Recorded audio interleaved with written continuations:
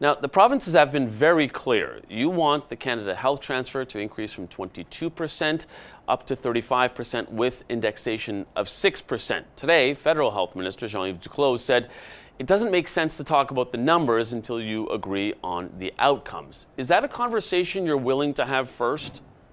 Well, in order to have that conversation, we need to sit down at the table and have that discussion. And so we have put our offer on the table.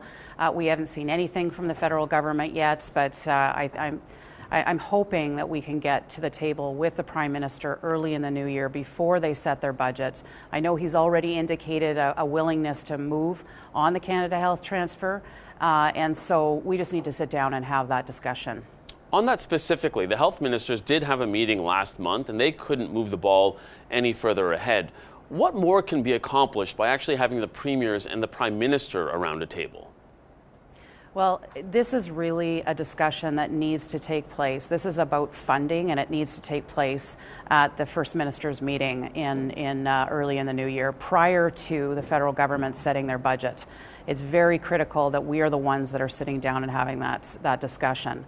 I know there was some discussion at the health minister's table. There was no offer put on the table, so we need to be very clear about that. There has been no offer put on the table by the federal government yet. We have put our offer on the table. We need to sit down now and have that discussion. Canadians expect us to sit down and work together as different levels of government to talk about what is arguably one of the most important issues that we're facing in our country right now in healthcare. But Premier, how does that conversation move forward if the Prime Minister is sitting there as opposed to the health ministers who usually do a lot of that hard work?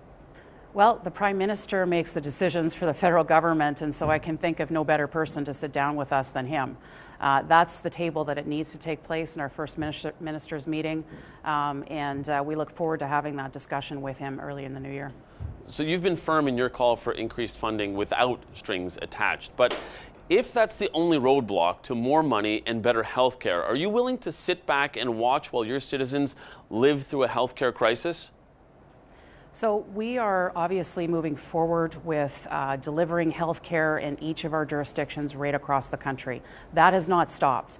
What we need to do is ensure that there's predictable and stable and long-term funding, a partner at the table with us in the federal government. So that's what this is all about. I was going to ask you, though, are we moving to a place where we could see 13 separate healthcare deals between the provinces and territories, just like we saw for that national childcare program? I hope we're not moving in that direction. I think it's very important that we sit down and have this discussion about the future of funding with healthcare. We need to have the federal government back at the table as a true partner. This used to be a 50-50 funding. That's now dwindled down to 22% on behalf of the federal government. That is not sustainable for the long term as costs continue to rise.